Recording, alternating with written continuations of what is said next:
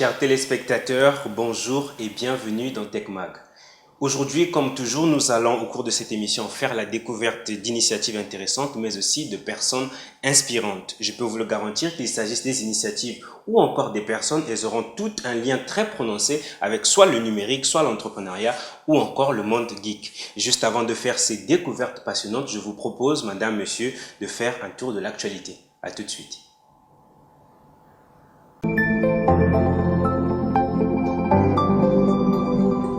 Il s'est tenu le 6 décembre à Brazzaville un événement de haute facture qui a rassemblé les acteurs du numérique de la République du Congo et de la République démocratique du Congo.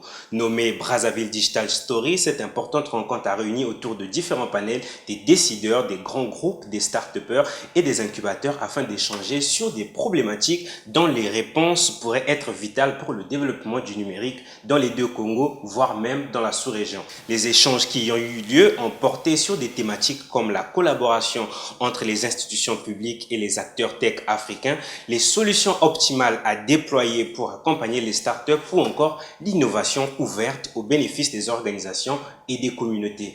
Brazzaville Digital Story s'est inscrite dans le cadre de la tournée African Digital Story qui sillonne les villes francophones en prélude au sommet éponyme prévu du 16 au 17 avril 2020 à Kinshasa, en République démocratique du Congo. La Banque africaine de développement BAD en sigle s'est alliée avec la firme américaine Microsoft pour lancer une plateforme de formation en ligne sur la programmation informatique. Cette plateforme est destinée aux jeunes africains et elle a été lancée en Égypte à l'occasion de la conférence économique africaine. La dite plateforme vise à promouvoir une culture d'apprentissage continu chez les jeunes et à renforcer leurs capacités pour façonner l'avenir du continent. Cet outil de formation accessible via le site codingforemployment.org propose des cours techniques sur le développement web, la science de données, le marketing digital ou encore le design. Vous est-il déjà arrivé de vous poser la question de savoir quelles sont les villes africaines où il fait bon de lancer une entreprise qui évolue dans les technologies financières? Si oui, sachez que cette question a désormais sa réponse. Le classement FinTech City Index qui identifie les pôles émergents, les sociétés FinTech et les tendances du secteur a été publié et d'après ce listing, l'Afrique abrite certains des hubs FinTech à la croissance la plus rapide au monde. Au total, 4 villes africaines figurent dans le top 100 des villes les plus importantes au monde pour les entreprises de la technologie financière. Il s'agit respectivement de Johannesburg, Nairobi, Lagos et Le Cap. Il ressort également de ce classement que l'Afrique du Sud compte à elle seule 5 villes présentes dans le classement des principales FinTech internationales. Le Congo pourrait-il faire partie de ce listing un jour? C'est une question que je vais certainement poser à Lode Obami, notre invité du jour. Acteur de la FinTech, il est cofondateur de Tinda, une startup qui monte en flèche et qui d'ailleurs a remporté ce 6 décembre le concours Pitch My App organisé en marge de Brazzaville Digital Story. Restez avec nous, je m'en vais recevoir notre invité du jour.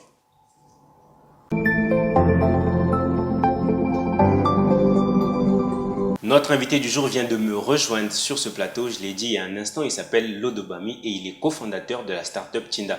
Lode, bonjour. Bonjour Estime. Je suis ravi de t'avoir sur ce plateau une fois de plus. À chaque invitation, ce n'est pas toujours la même actualité. Nous allons y arriver. Lode, je me rappelle qu'en 2015, lors de la 45e assemblée annuelle de la BAD, tu as remporté un prix.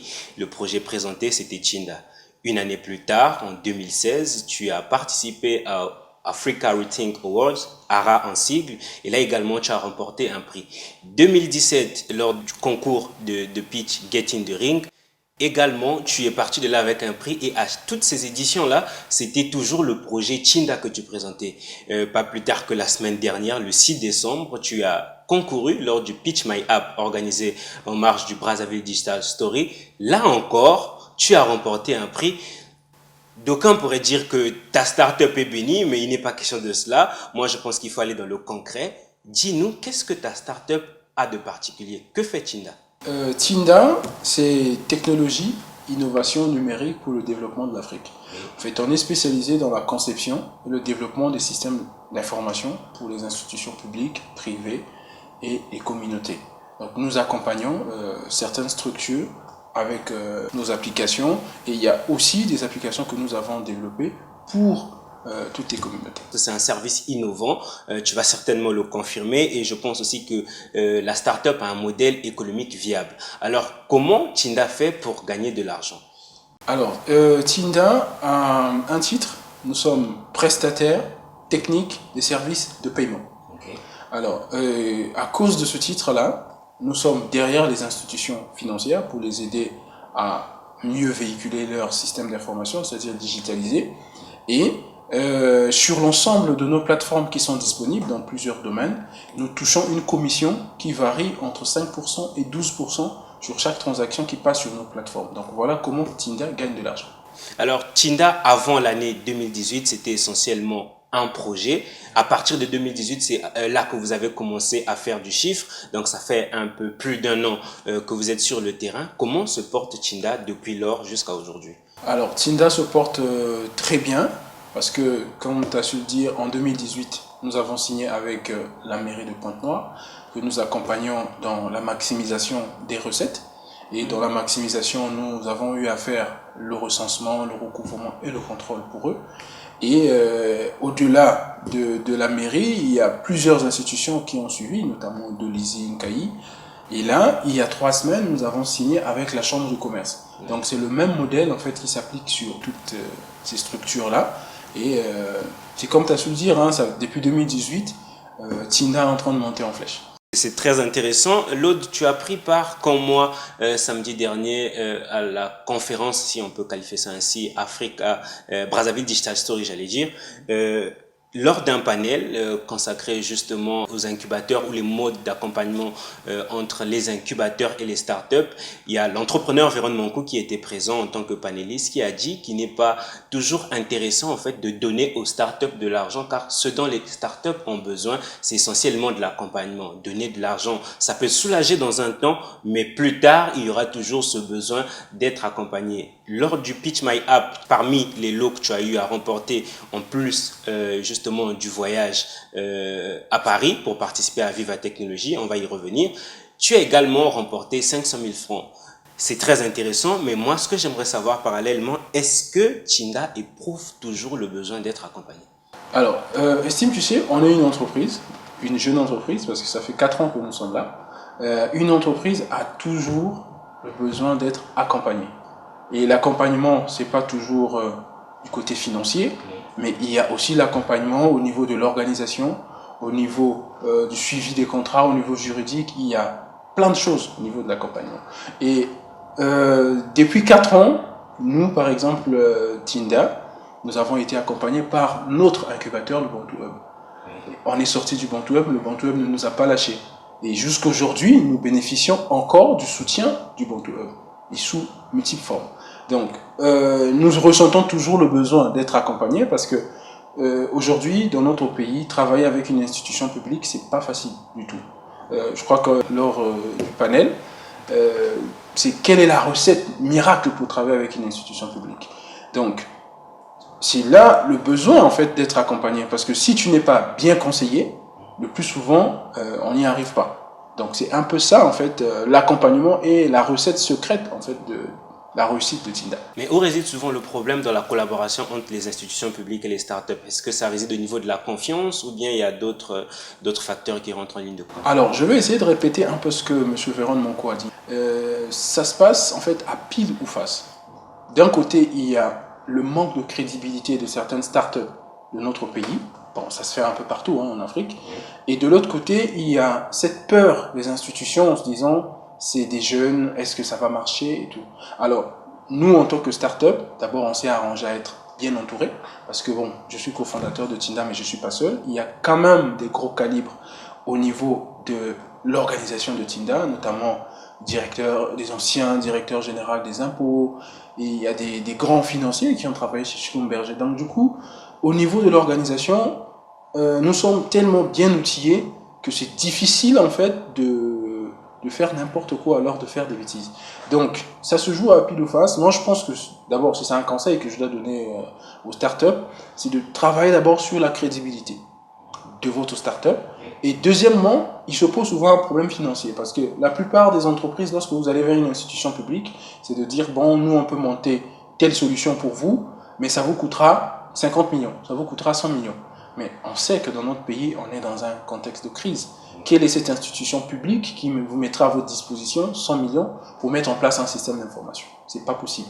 Alors, nous, on a pensé à la chose différemment. Ce qu'on se dit, c'est de miser nos fonds propres sur le développement de ces solutions-là et signer des partenariats gagnant-gagnant avec ces institutions publiques. À ce moment-là, personne ne perd, tout le monde gagne. L'institution publique ne dépense pas d'argent en entrant dans ce partenariat, mais plutôt il gagne parce que son assiette augmente.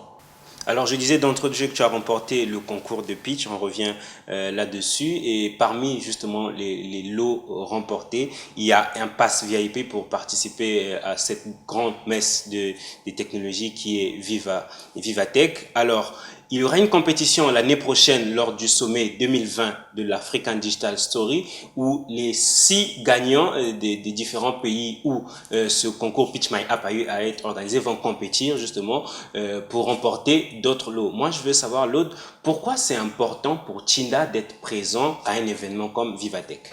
Alors, on va essayer de revenir un peu sur la genèse. S'il n'y avait pas eu le concours de Startup Silicon Congo, peut-être que Tinda ne serait pas né. Silicon Congo organisé par le Ubuntu Hub. Organisé par le Ubuntu Hub. Donc pour nous, c'est un modèle pour faire connaître nos produits parce que dans un challenge, il y a forcément d'autres startups. C'est de venir tester nos solutions. Est-ce qu'on est arrivé à un niveau élevé en termes d'innovation? Voilà pourquoi c'est très important pour nous. Et puis bon, Viva Technologies, c'est le rêve en fait pour toute entreprise, alors toute startup dans les nouvelles technologies. Si tu es dans la fintech ou alors dans la surtech, si tu n'es pas encore allé à Viva Technologies, bon, en gros tu n'existes pas. Donc je vois qu'il y a des retombées qui pourraient être très très intéressantes pour Tinda. Il faut aussi rappeler que le salon Vivatech est très très fréquenté et connaît même la participation des hommes d'État et même des personnalités, des décideurs de premier plan. Alors l'autre, j'ai une autre question pour toi. Juste avant qu'on entame cet échange, j'avais parlé du listing des villes africaines où il fait bon d'entreprendre dans la fintech. Toi, tu es déjà dans le secteur de la fintech au Congo. Par ton expérience sur le terrain, bien qu'elle est encore minime, ça fait un peu plus d'1 an à peine que tu es sur le terrain. D'après toi, comment se porte le secteur de la fintech? Alors, je dirais encore que ça se joue à pile ou face. Le secteur de la fintech, c'est un bon secteur, surtout dans notre pays, parce qu'il y a beaucoup de choses à faire. Il y a beaucoup de choses à digitaliser. En tout cas, il y a beaucoup de choses. Et de l'autre côté, en fait, le problème qu'on a chez nous, on va encore le répéter, on en a parlé pendant le Ubuntu Hub conférence, il y a quelques mois déjà, c'est le problème de régulation. Vous savez, les technologies, ça va très vite. Et parmi nos produits que nous avons développés, il y avait un produit que nous n'avons pas pu mettre sur le marché, pas parce qu'elle n'était pas bonne, pas parce qu'on n'avait pas trouvé de banque, parce qu'on avait même déjà trouvé une banque partenaire, mais il y avait un problème de loi.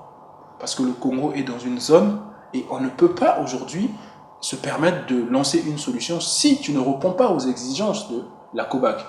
Alors que la COBAC, jusqu'à fin 2018, ne prenait pas encore en compte tout ce qui est start-up et tout ça. Donc ça veut dire que tous ceux qui ont lancé des produits de 2014 à 2018, ils n'ont pas pu les mettre en place. Donc on a là, d'un côté, le besoin au niveau du marché, mais de l'autre côté, un frein des régulations. Donc, nous travaillons avec la Direction générale de l'économie numérique. Je pense qu'ils sont en train de travailler d'arrache-pied pour améliorer les choses. Donc, pensons que dans les années à venir, 2020, 2021, les choses vont quand même changer. En tout cas, c'est ce qu'on espère. On espère vraiment que les efforts que vous allez consentir justement avec la DGDN, la Direction du développement de l'économie numérique, vont aboutir à quelque chose et pourquoi pas faire de Brazzaville l'une de ces villes où la fintech va être un secteur très porteur. Alors moi, j'ai une dernière question. Moi, je sais que Tinda a développé un terminal dédié pour justement collecter les différentes taxes et paiements. Et ce terminal dédié inclut 3 modes de de paiement, si je ne me trompe pas. Il y a un paiement par carte. Il est également possible de payer par mobile money et vous offrez aussi la possibilité de payer en cash. Alors, depuis que vous êtes sur le terrain, quel est le moyen de paiement le plus utilisé? Est-ce que c'est toujours le cash qui prend le dessus ou bien on peut noter une certaine montée du mobile money ou peut-être même une intégration même du mobile money dans les habitudes de paiement des Congolais?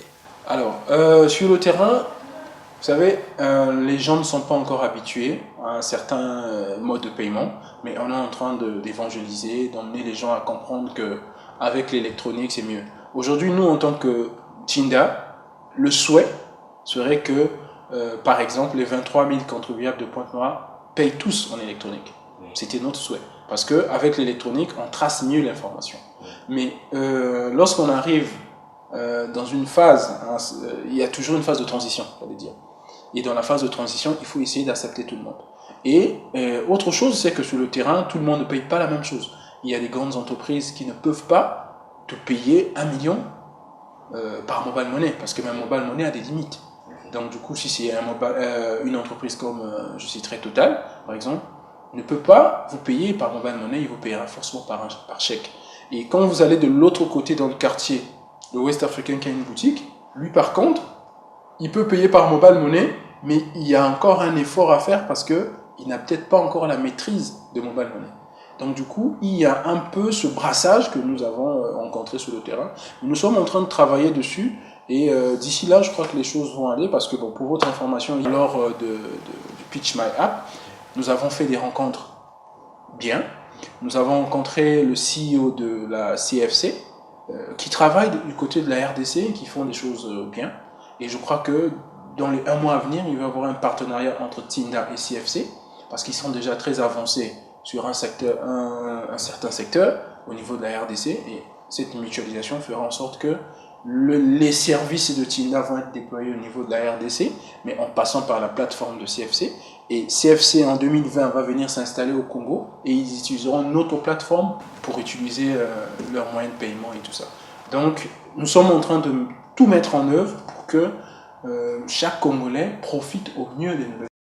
Alors, si on se permet de lire un peu entre les lignes de ta réponse, je pense que le cash demeure toujours roi au Congo. Oui, le cash demeure encore roi. Il y a beaucoup de choses à faire. Et moi, je crois qu'on en a parlé la dernière fois lors de l'émission. Ceux qui sont dans le secteur des services de paiement, notamment les réseaux et tout ça, n'arrivent pas encore à scotcher les gens avec des services adaptés. Parce qu'aujourd'hui, si la monnaie électronique ne sert qu'à transférer, bon, en gros, on n'est pas encore arrivé, on est encore à 10%. Le jour où il y a une contrainte, je dis n'importe quoi, il y a une contrainte pour acheter un billet d'avion par exemple, ça se fait plus en cash.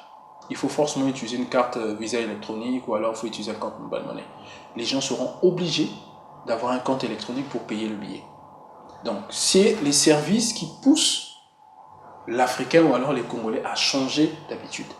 Et tant qu'on n'aura pas ces services-là, ben, le cash sera toujours roi.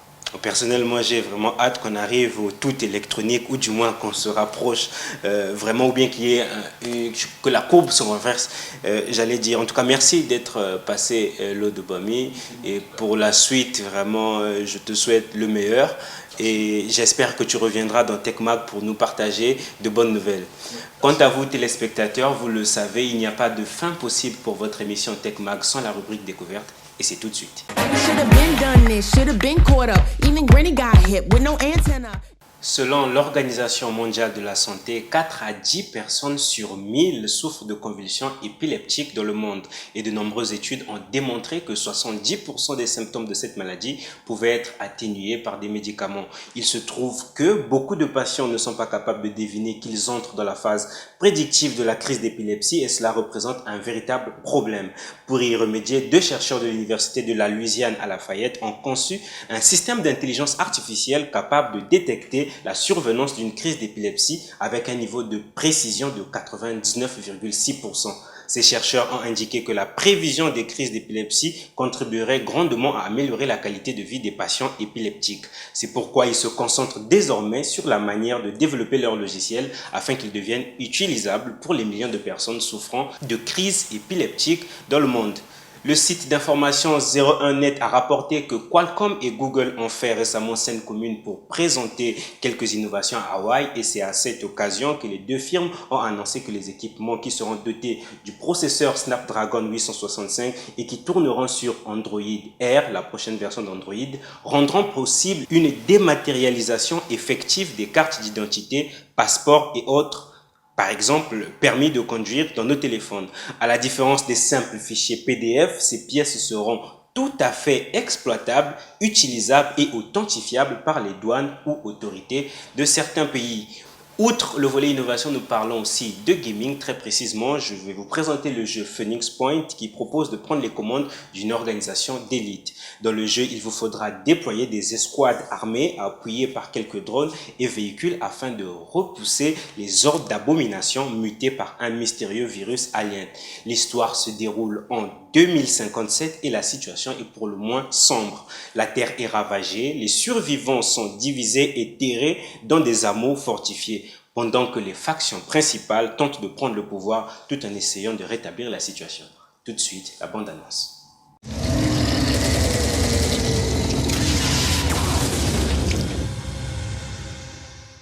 Scientists have recorded radical changes to the permafrost in Antarctica. The mist contains some sort of organic composite. This Pandora virus is causing horrific mutations. You must join one of the havens. Do not attempt to survive on your own.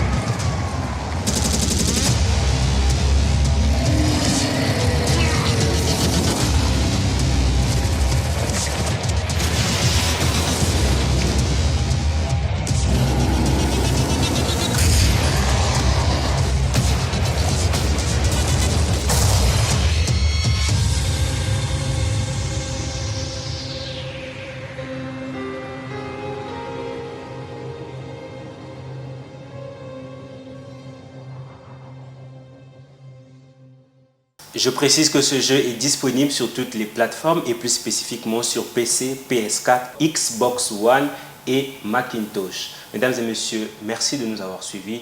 TechMag revient la semaine prochaine. À très vite.